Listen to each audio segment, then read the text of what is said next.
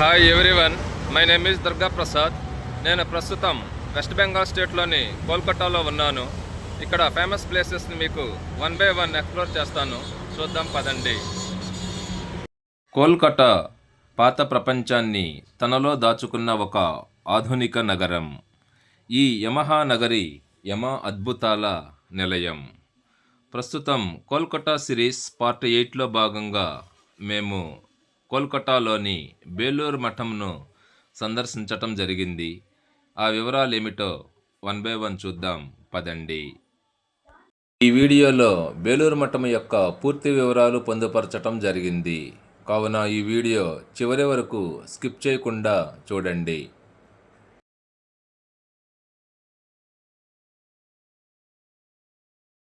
Ramakrishna machine యొక్క ప్రధాన కార్యాలయమే ఈ బేలూరు మఠం. దీనిని రామకృష్ణ పరమహంస ప్రధాన శిష్యుడైన స్వామి వివేకానంద 1897లో కోల్కతాలో స్థాపించెను. ఇది ఇండియాలో పశ్చిమ బెంగాల్లో బేలూరులో హుబ్లీ నదికి పశ్చిమ ఒడ్డున కలదు. మీరు చూస్తూ ఉన్న ఈ ఫోటోలో ఎడమ నుంచి వరుసగా మొదటి వ్యక్తి రామకృష్ణ పరమహంస. వారి ప్రక్కనే ఉన్నవారు వారి ప్రధాన శిష్యుడైన స్వామి వివేకానంద. ఈ చివర ఉన్నావిడ పేరు రాణి రాష్మోణి. ఈవిడెవరంటే కోల్కతాలో దక్షిణేశ్వర కాళీ టెంపుల్ను నిర్మించిన వారు. ఆ వెనుక భాగంలో కనిపిస్తున్న ఆ నిర్మాణమే దక్షిణేశ్వర కాళీ టెంపుల్. రామకృష్ణ పరమహంస 1836 ఫిబ్రవరి 18న పశ్చిమ బెంగాల్ రాష్ట్రంలో హుగ్లీ జిల్లాలో కమల్పుకూరు గ్రామంలో జన్మించారు. వీరి తండ్రి గారి పేరు కుదీరం చట్టోపాధ్యాయ, తల్లిగారి పేరు చందమణీదేవి. ఇప్పుడు మీరు చూస్తూ ఉన్నదే కోల్కతాలోని బేలూరు మఠం. రామకృష్ణ పరమహంస ఒక హిందూ ఆధ్యాత్మికవేత్త మరియు దక్షిణేశ్వర కాళీ టెంపుల్లో గల ఒక పూజారి. ఈయన బోధనలు మరియు మతపరమైన ఆలోచనలు రామకృష్ణ మిషన్ స్థాపనకు ప్రేరణను ఇచ్చాయి. ఈయన వేదాంత తత్వశాస్త్రాన్ని ప్రచారం చేయటంలో ప్రసిద్ధి చెందాయి. ఈయన కుల వ్యవస్థను, మత దురహంకారాన్ని వ్యతిరేకించారు. అద్వైత వేదాంతం తన శిష్యులకు బోధించేవారు. వీరు 1886 ఆగస్టు 16న పరమపదించారు. వీరి మరణానంతరం 1897లో వీరి ప్రధాన శిష్యుడైన స్వామి వివేకానంద ఈ బేలూరు మఠాన్ని ఇక్కడ స్థాపించారు. ఈ మఠంలో మనం రామకృష్ణ పరమహంస యొక్క విగ్రహాన్ని వీక్షించవచ్చు. ఈ మఠం లోపలికి కెమెరా ఎలవ్ లేదు. బేలూరు మఠం యొక్క నిర్మాణ శైలిలో హిందూ, బౌద్ధ, క్రైస్తవ, ఇస్లామిక్ నిర్మాణాలంశాలు మిళితమై ఉంటాయి. ఇవి వివిధ మతాల ఐక్యతను సూచిస్తూ ఉంటాయి. ఇక్కడ భక్తి పాటలు, ప్రార్థనలు ప్రతిరోజు నిర్వహిస్తూ ఉంటారు. ఇక్కడ ప్రశాంతమైన వాతావరణం ఉంటుంది. కోల్కతాలో బేలూరు మఠం ఒక అందమైన మరియు ఆధ్యాత్మికంగా సుసంపన్నమైన గమ్యస్థానం. ఇది ప్రతి ఒక్కరూ కూడా సందర్శించదగినది.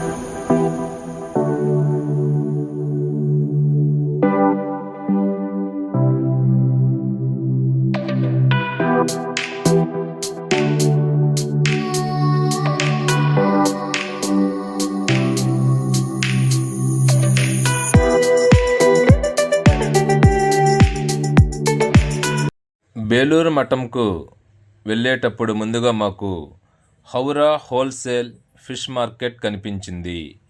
ఇక్కడ నుండే వెస్ట్ బెంగాల్లోని ప్రధాన నగరాలకు చేపలను ఎగుమతి చేస్తారట. చూడండి.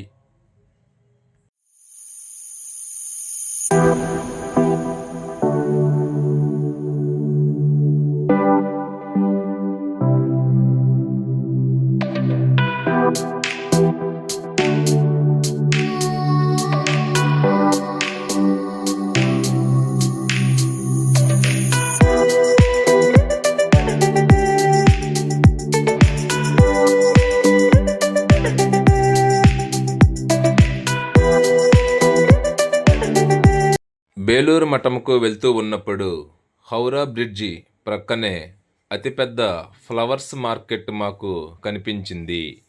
ఇక్కడ నుంచే వెస్ట్ బెంగాల్లోని ప్రధాన నగరాలకు ఫ్లవర్స్ని ఎగుమతి చేస్తారట. చూడండి.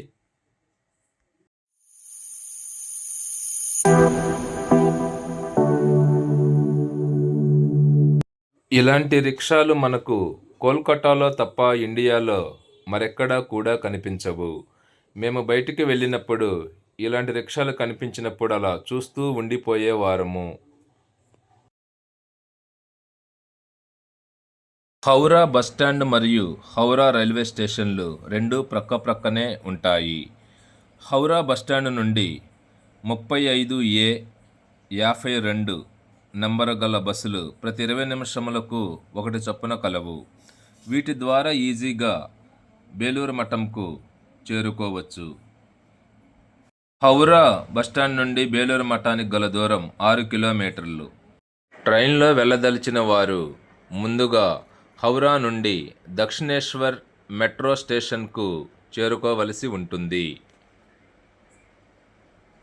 అక్కడ నుండి బస్సులో లేదా బోటు ద్వారా బేలూరు మఠంకు చేరుకోవచ్చు.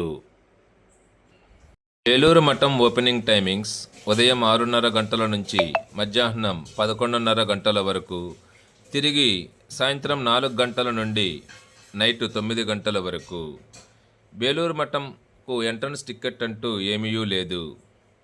ఈ మఠాన్ని దర్శించాలనుకున్న వారు సాయంత్రం పూట వెళ్ళినట్లయితే లైటింగ్స్లో చక్కగా ఆస్వాదించగలరు.